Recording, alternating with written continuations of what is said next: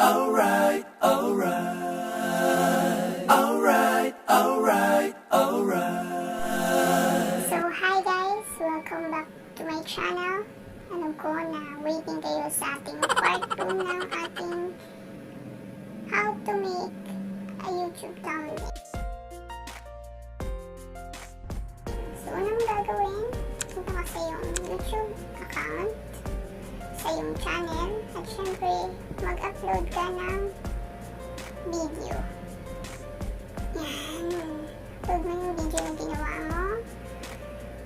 Syempre lagyan mo ng title. Yan, lagyan mo yan ng title. Ang title ang pinakabatok, pinakamaganda.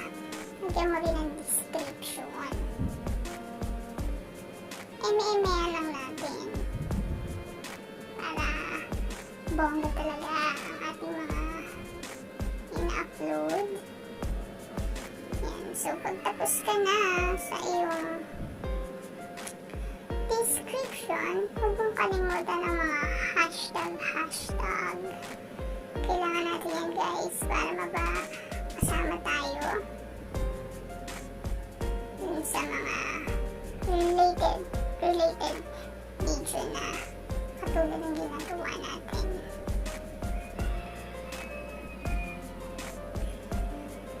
So, pag nalagay mo na yun guys, ang next na gagawin mo ay syempre, kailangan mo mag-download ng YouTube Studio. Yan, sa Play Store lang yan guys. Kailangan mo yan, i-verify mo yung account mo. Hindi kasi pwede sa cellphone mag-verify. So, kailangan mo ng computer or laptop para custom mo yung thumbnail mo through cellphone. Ba, bongga? So, pag meron ka ng account, pumunta ka lang sa iyong YouTube Studio. Habang uploadin yung video mo din sa YouTube channel na ginagawa mo, dito ka na sa YouTube Studio. At i-click mo lang yung uploaded video.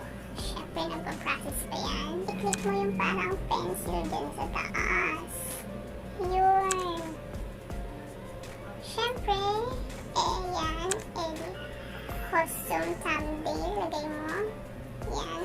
At hanapin mo lang ang ginawa mong thumbnail. So, pag nakita mo na, ilagay mo na select at yan, pwede mo i-crop yan, pero since okay naman yan.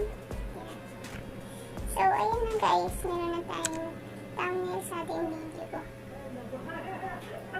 Pwede mo rin lagyan ng mga, itag mo yung mga katulad.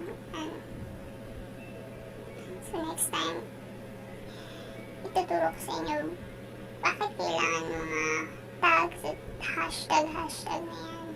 So, yun lang guys.